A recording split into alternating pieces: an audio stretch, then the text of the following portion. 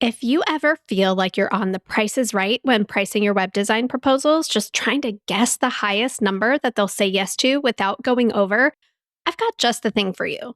Go to webdesigneracademy.com/proposal to get a free training where I break down the 5 subtle proposal mistakes even experienced web designers make that have them leaving literally thousands of dollars on the table, and find out what to do differently so that you can charge 2 to 3 times more for work you're already doing. To get your hands on that free training, just go to webdesigneracademy.com/proposal, enter your name and email address, and I'll send you all the details. That's webdesigneracademy.com/proposal. Welcome to the Profitable Web Designer Podcast, the place where women web designers come to raise their prices, book higher paying projects, and run their web design businesses without overwhelm and burnout. I'm your host, Shannon Mattern, pricing strategist and founder of the Web Designer Academy, where you're just one proposal away from the money you truly deserve to be making. And I'm here to help you build a web design business that feels as good on the inside as it looks on the outside. So let's go ahead and dive into this week's episode. Hello, everyone, and welcome back to the Profitable Web Designer Podcast. And today I am joined by Pam Jordan, who is the founder of Pivot Business Group, host of the Pivot to Profit podcast, which I recently had the honor of being a guest on. And Pam is a fractional CFO who helps service providers stop guessing about their finances and start using their numbers to win. So welcome to the Profitable Web Designer Podcast, Pam. Absolutely. I'm so pumped to be here, Shannon. You and I had such a good conversation last time. I'm super excited to continue it. Yeah, I was like, I want to ask Pam all of the questions now after she got to ask me. So yeah, can you just tell our listeners a little bit more about you and what you do? Yeah, absolutely. So the short version is I own a company called Pivot Business Group, and we help entrepreneurs and founders understand their numbers, increase their profitability, reduce their taxes, and grow their wealth, which are all fun things that we love, that a lot of entrepreneurs want, but they don't want to do the nitty-gritty of. So we are the bookkeepers, the fractional CFOs, and the tax strategists behind the scenes, supporting entrepreneurs to make more money and pay less in taxes. Don't we all love that? So I want to know your origin story. Yeah. Your hero's journey to like how you got here doing this for entrepreneurs specifically. So tell me the backstory. Absolutely. So 9 years ago, I was in bankruptcy court. The business that I worked for was a general contractor, multiple millions, 99 employees. And due to some business decisions, we were in bankruptcy court. And I had to go get a job. And I was like, I don't want to get a job. And unfortunately, the business was closed and I got my guys jobs. And at the end of the day, I realized that I had a skill set to help entrepreneurs better understand their numbers so no one else would be in bankruptcy court. And I wanted to build my own company and not someone else's. And I realized that as a fractional CFO, I'd be able to do that. So this is actually our 10th year. So 10 years ago now, I started Pivot Business Group as a fractional CFO, standing alone on myself. And then I brought on a bookkeeper and then more bookkeepers and more CFOs. And in 2024, we brought on a tax team. And so now I have just under 30 people on my team helping clients understand their numbers, because I sat there with the owner in court and had a judge and lawyers tell us that we were done. And I decided I wasn't going to do that again. That is heartbreaking. Yeah, it was dark times. There's a season of my life that I don't remember very much of. Just trying to survive that. So, yeah, what don't entrepreneurs understand about their numbers? Like, what are the biggest places that you see either just we put our heads in the sand, we're not paying attention? Like, what are those places? Yeah. So the biggest thing that I see, and this spans across industries, size, everything, is business owners ignoring their numbers. And they just say, oh, well, I've got a bookkeeper, I have an accountant, I have somebody for that. There's money in the bank, I'm fine. And that's not the case, because the numbers tell a story. And if you're not listening, you could be making bad decisions that are just going to run you into the ground. No, you can't make that higher. No, you can't open that second location because your numbers don't support it. And so the biggest mistake that I see across the board, and I mean like multi-7-figure founders, is ignoring their numbers and not owning them. Because at the end of the day, it's your business and it's your money. So you've got to own it. And you've got to have key metrics that you're looking at a weekly, monthly basis to make sure that your business is going in the right direction. Do I expect the owners to reconcile their books? Absolutely not. I don't reconcile my books. I have a bookkeeper, right? But what I do expect is you need to look at your financials and see what they're saying and have a forward-looking view. And if you need a fractional CFO, great. Go to pivotbusinessgroup.com. We'd love to help you. But you need someone to help you understand your numbers. If you don't understand them, you need to make sure they're current and accurate. And you can't just delegate it and think it's fine. I have met with entrepreneurs just literally weeping because they came in, we did our analysis, and I showed them what was actually going on in their books. And they were just so at a loss. They thought everything was fine, a little tight. But then once we explain what's actually gone on in the numbers, they just fall apart. Yeah. So there's I've got money in the bank, I'm fine. And when the real picture is showing maybe you're not fine, when you're not looking at their numbers, not understanding their numbers, not understanding the story of their numbers, what is the difference between I've got money in the bank, I'm fine, versus the story the numbers is telling that's actually telling a different story? Because I could imagine listeners listening to this being I look at my numbers. Pam, you could have talked to me 2 or 3 years ago, and I would have been I'm totally on top of my numbers. I check my bank balances. I pay my credit card statements on time. I pay those balances off every month. I'm fine. But one bad month and I'm no longer fine. But I would have sworn I'm on top of my numbers. Yeah. And ultimately, I hear you. And the definition is, yes, the bank balance is important, but just because there's money in the bank doesn't mean it's your money.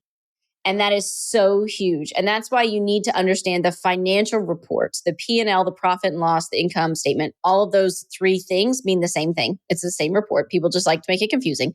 And your balance sheet. You need to understand those 2 reports and look at them on a monthly basis to know how much of that money that came in can you actually keep? Because far too often, entrepreneurs are doing bank balance accounting and they're pulling up their bank account and saying, great, I've got $5,000, I'm good to go.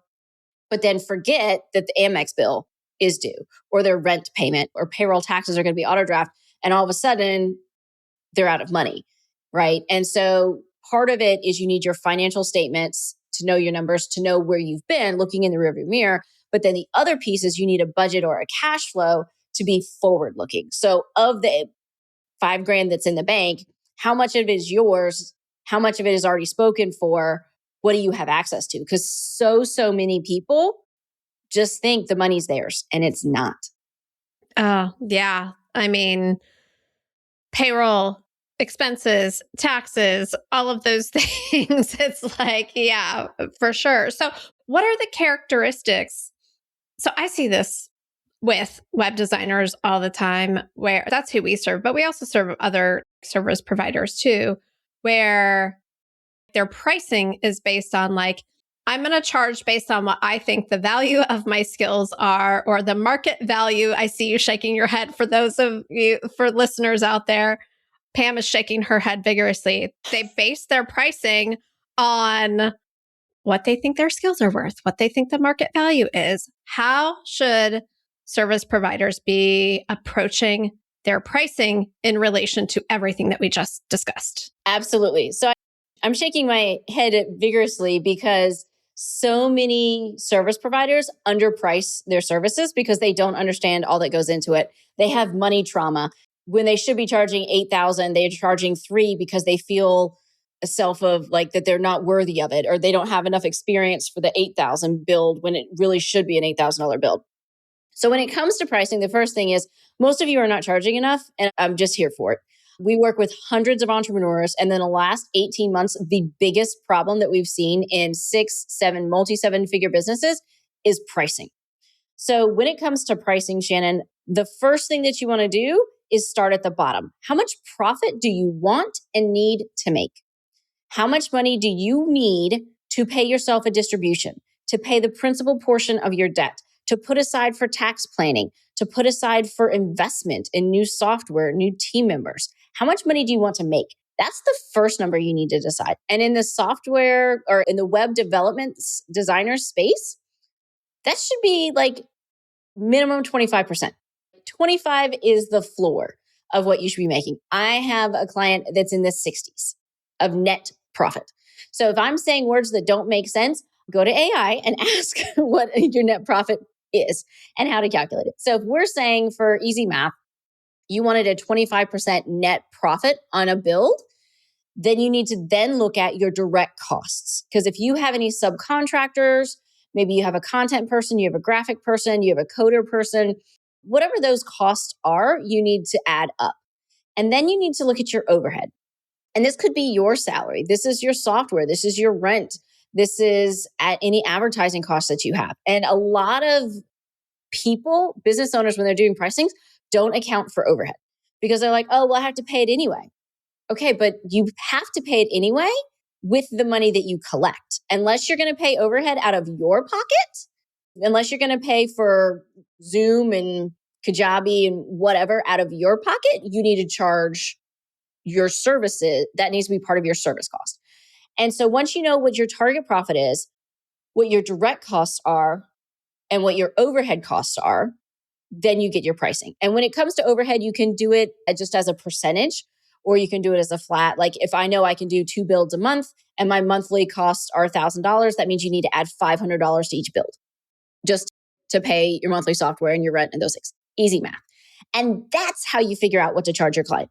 So you might be charging $3,000, but once you look at your target profit, your overhead, and your direct costs, it's costing you, like you have to charge $5,000 just to make a profit. And far too many service providers are undercharging and devaluing their services and not making money. And they're looking at the bank account and they're like, but I'm working so hard. Where's my money?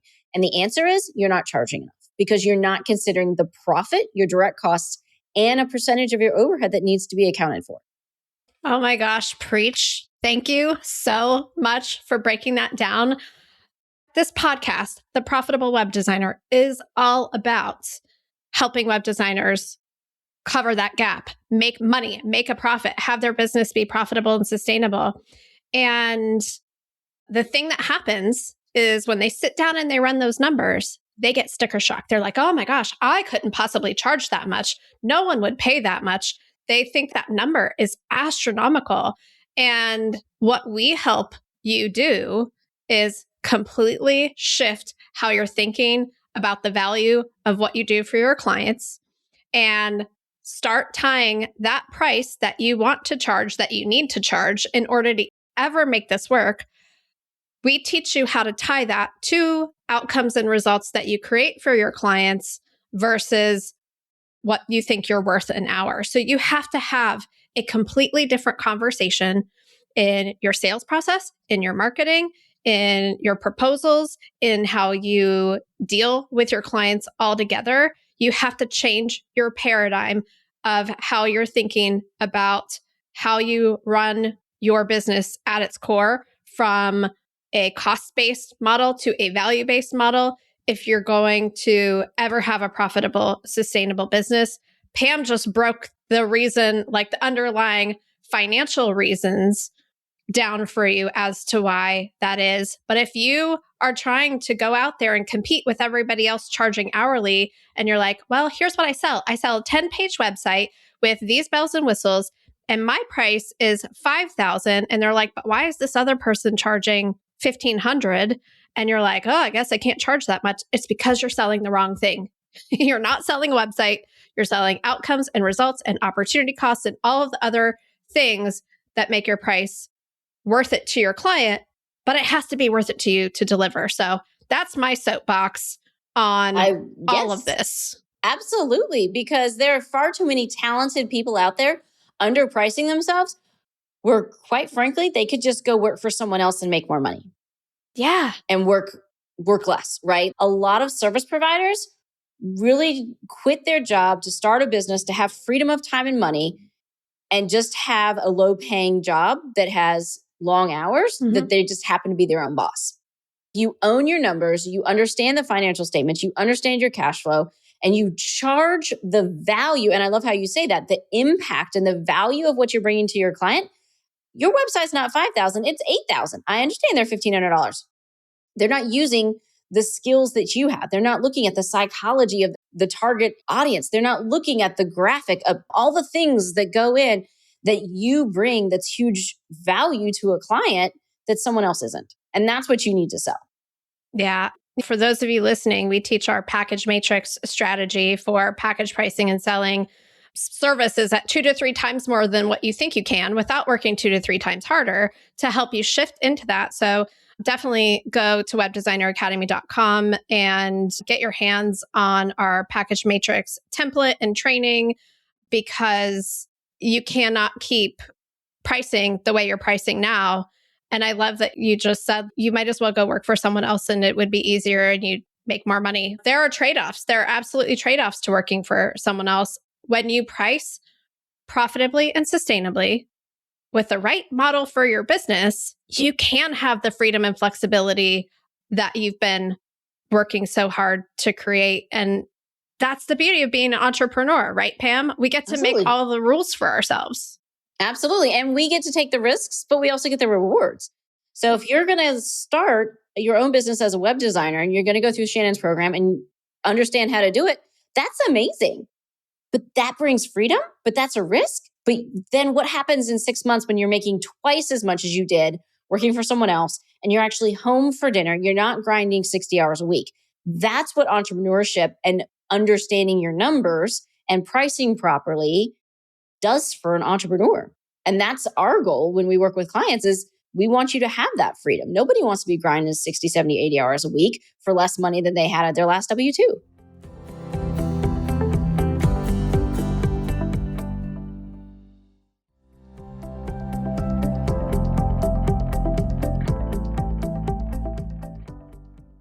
So when someone comes to work with you and you're like, okay, here is the story of your business, and here's the gap between what you're currently charging and what you need to be charging for all of this to work. Like, what is that like for them?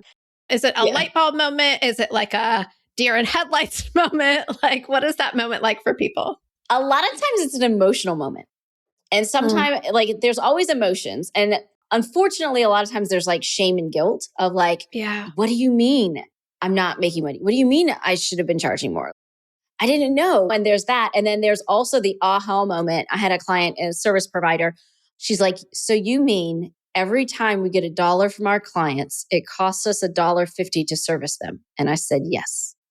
And she just lost it. She just didn't understand. Like she thought her pricing was okay and there was money in the bank, but there was never enough. And she was always just chasing. Like the next client paid for the current client, right? And so it was robbing Peter to pay Paul kind of thing. And so she finally just got it of like, oh my gosh, every dollar comes in. And I was like, yeah. So like if client comes to you and you give them a quarter and tell them to have a nice day, you save yourself a quarter, right? Wow. Because otherwise it's costing you 50 cents to service this client. Like just give them a quarter and you saved yourself 25 cents. And she's like, oh my gosh. So immediately we went and did a pricing adjustment on an all new business and the price increase on existing contracts and did change the pricing model and all that because it was just like, I had no idea. And I was like, literally, you should give them a quarter and you're going to be better off. So how does someone, that moment has got to be like the wake up call, because I want everybody listening. I don't want you to have that wake up call to make the change that you probably really need to make in your pricing.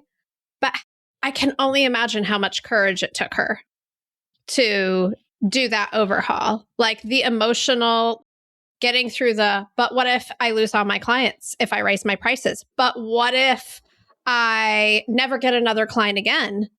But also what you're looking at is you're harming your business now, like the risk of like, what is your advice for someone in that situation when they're like, I see what you're saying, but I'm scared? Sure.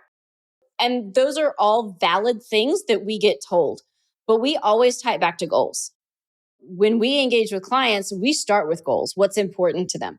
And so for this particular client, so one of her goals was to have a farm for her family, right? She wanted to, not a homesteader, but that kind of a thing, right? And so I just went back to her goals and I was like, look, Sarah, that's not her name, but Sarah, like, you said you wanted that farm with those animals to raise your kids. If that's still a priority, we need to make these tough decisions. Because if we don't raise our prices, there's going to be no farm. And quite frankly, there's not going to be a business. Because with our cash forecast, you're out of business in 8 weeks, and then you have to go get a job. So yes, those are hard. Are you going to lose clients? Yeah.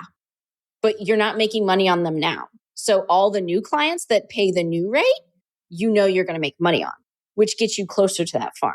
So we always tie those hard moments with goals. And then it's the entrepreneur's choice to decide what they want to do, because it's just numbers. There's so much emotion around money, but it's just numbers, right? If a web designer doesn't want to charge $10,000 for a build for whatever money trauma or challenges or whatever they have, but they don't make money.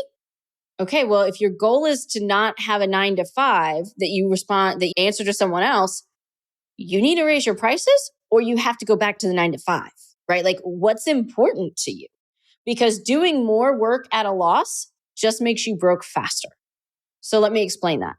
So say, for example, you're doing builds at $5,000, but your fixed costs, overhead costs are $7,000 a build. That means every build you do is $2,000. And so a lot of people think they can just sell their way out of it. So they're like, I'll just sell more builds. So instead of doing 1 build a month, they're going to do 2 builds a month. Okay, well, instead of losing $2,000 this month, you're now losing $4,000. How many months of that can you do before you don't make payroll, you can't pay your rent, and your credit card is maxed? Not very many. And so that's what people need to understand by undercharging. You are making yourself broke faster. It is not a volume problem. It is a pricing problem. And you're working twice as hard. And the cost of getting double the clients is even more than getting the one. And so it just compounds. You said that so clearly, clearer than I've ever heard anyone else say that. So thank you for saying that. Doing more work at a loss just makes you broke faster. You've talked about money trauma and the emotion around money. That is a huge thing that we work on here at the Web Designer Academy, because it is the number one thing that holds people back from charging profitably and sustainably, doing the scary thing, raising their prices, taking those bigger risks. Because like you said, it is just numbers. But when there's a layer of trauma on top of it, it's easier said than done, right? So what are some of the most common money traumas that you see, and what's the reframe for those things? Yeah. Because you've been through it too. You've had that dark day. Oh, absolutely. And so I see a lot of scarcity mindset, a lot of imposter syndrome, a lot of you have to work hard for money. It shouldn't be easy. Even some recently encountered some entrepreneurs of like, money was evil, so I shouldn't want it. Right? I'm bad if I want it. I'm bad if I have it. Yeah. I'm not a psychologist. Have I done a lot of work and paid a lot of smart people to help me work through mindset? Yes. So I can speak from my experience and what I've learned from them. But our subconscious, by the time we're 5 to 7, is built around money. Like our beliefs on money, we're done by then. So if you're a parent right now and you're talking with your spouse or your partner in front of your kids about we don't have the money for that, your kids hear that. That's all I heard growing up. So yes. So, like right now as a parent, curb your money talk and change your narrative. As an entrepreneur, you need to understand that there's a ceiling of wealth that you will have based on your limiting belief in yourself and your money trauma. So if you're like, there's no way I can charge $10,000 for a build, my stuff's not good enough, it's not worth it, blah, blah, blah, it is time to get some help. And I have on my podcast, I forget what her name is, but she's a hypnotherapist that does money trauma.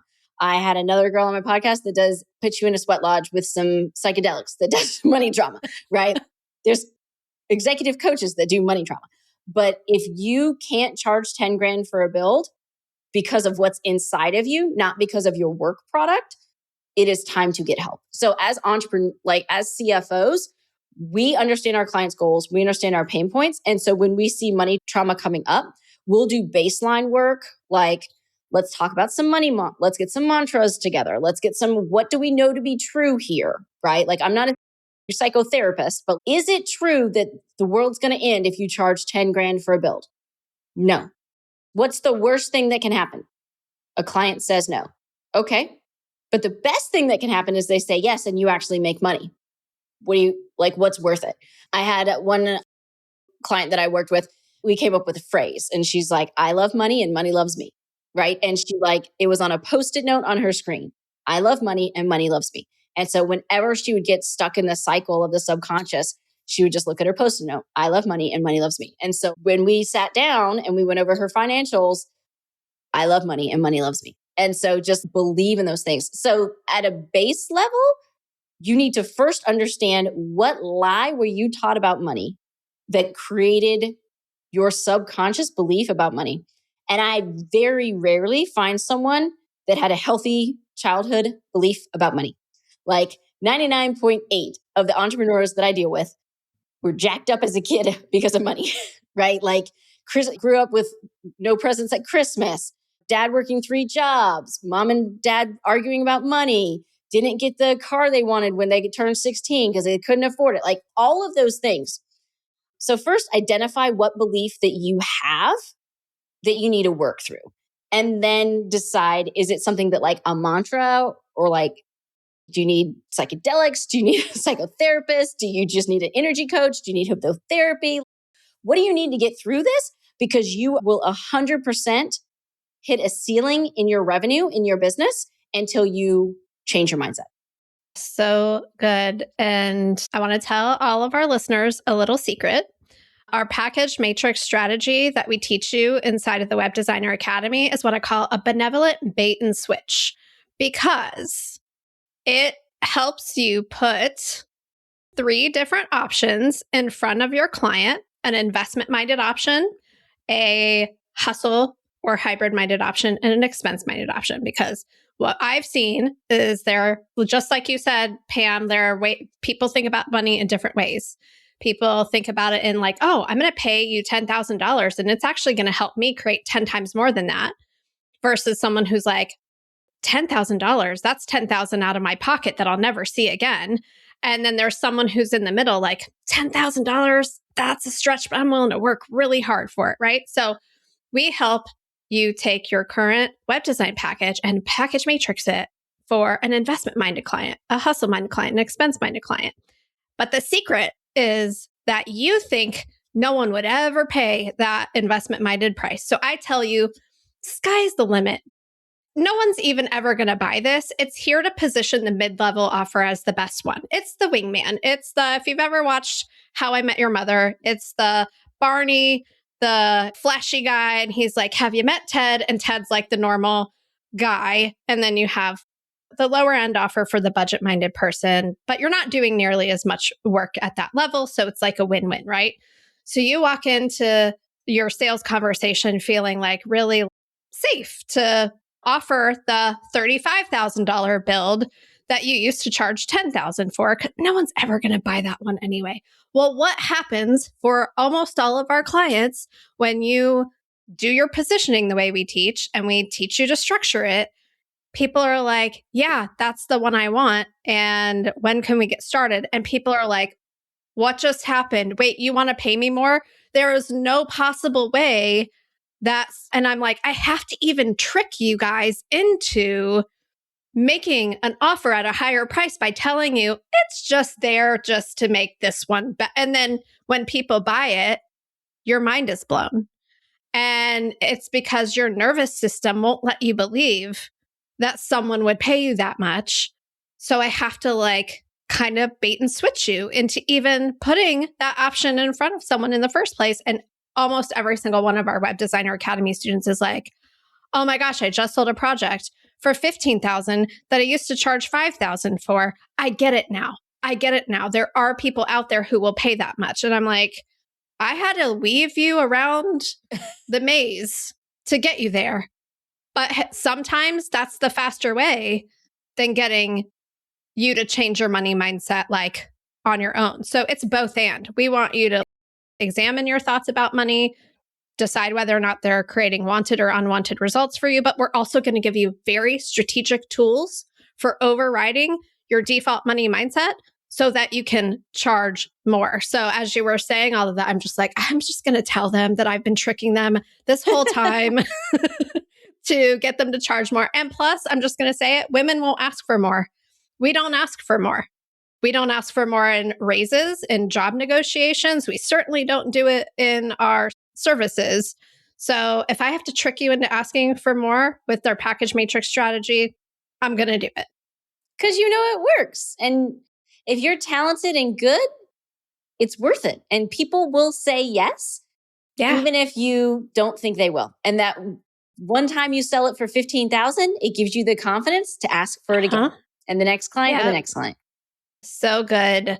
Pam, I could talk to you about this forever. I have just a couple more questions for you. And the first one I ask everybody that comes onto this podcast is, what belief about yourself did you have to change to get to where you are today? That I needed help. Ooh, tell me more. That like I couldn't build a multi-7-figure company with a big team by myself. That I would need a partner or that I would need someone to help me. And you know what? I didn't. So what was the digging more into that? Like, I know you didn't, but why didn't you? Like, what was the... I think it stemmed from just early on in my life of like, I needed help to learn things and I needed help to figure things out. And I had a very amazing relationship with my father who's taught me a lot. And my mom was a very strong female as well. And so it was just like, I always had help. And so when it was like building someone else's business as an employee was fine. But then once it was out on my own, I was like, do I need help? Do I need to go partner with someone or can I just do this? And so I just started doing it myself. And then here we are 10 years later and I didn't need help. I love that so much. That was a limiting belief of like, well, there's no way I could build something like this by myself. And you know what? I sure did. So good. What does it look like to work with you? When someone comes to work with you, what does that journey look like for them? Where does it start and where do you go? Yeah. So the first step is conversation, right? So just meeting with my team, understand what your goals are, what your pain points are, where's your numbers at? Do you have a bookkeeper? Do you have a big tax bill? How many entities do you have? Just the logistics, right? And then step one is an analysis. And that's where we look under the hood and we look at your financial reporting. We look at your accounting software. We look at your last 2 tax returns and we figure out, can we trust the numbers? And 90% of the time, a lot of the books are garbage. Sorry to tell you, but it's still like they're just bad. So we tell you what's wrong with your books and what it's going to take to fix them. We look at your taxes and find you at least minimum $7,000 of tax savings. We did 3 of these analysis calls this week. All total, we found over $300,000 in tax savings for 3 clients. Just because there were strategies that they didn't know about, their other professionals weren't helping with, all of that. And then we give CFO recommendations. So your pricing seems off, your cash flow is a challenge. We need to look at your payroll as a percentage, it's out of whack. But that analysis brings a whole lot of value. So right away, can I trust my numbers? And if not, what's wrong with them? What am I leaving on the table and overpaying the IRS? And then from a CFO or chief financial officer perspective, what do I need to do to fix my business? So it's a really quick value add. The next phase is renovation. That's where we fix everything. So we get your books current, get them all cleaned up. We set you up with tax strategies, start implementing right away. And then CFO, start rolling there, get you a budget, get you a cash flow, understand the forward-looking view of your business when it comes to your money. And then stage 3 is implementation, which is just ongoing services. We can do weekly or monthly bookkeeping. You can meet with the CFO once a month, twice a month, 4 times a month. And then you meet with your tax strategist 4 times a year. So we take care of it all in one stop. So that's our process. So good. And where can everybody go to kick that process off with you? Absolutely. Just go to pamjordan.com and schedule a call with my team. Amazing. So we'll link up all of that in the show notes. Definitely go check out the Pivot to Profit podcast. I'll link up my interview on that podcast, and then you can check out the other money mindset people that Pam has and just start binging those episodes as well. So Pam, thank you so much for being here. I really appreciate it. Absolutely. Thank you so much for having me. And hopefully this was valuable to your audience. This podcast is part of the Sound Advice FM network. Sound Advice FM, women's voices amplified.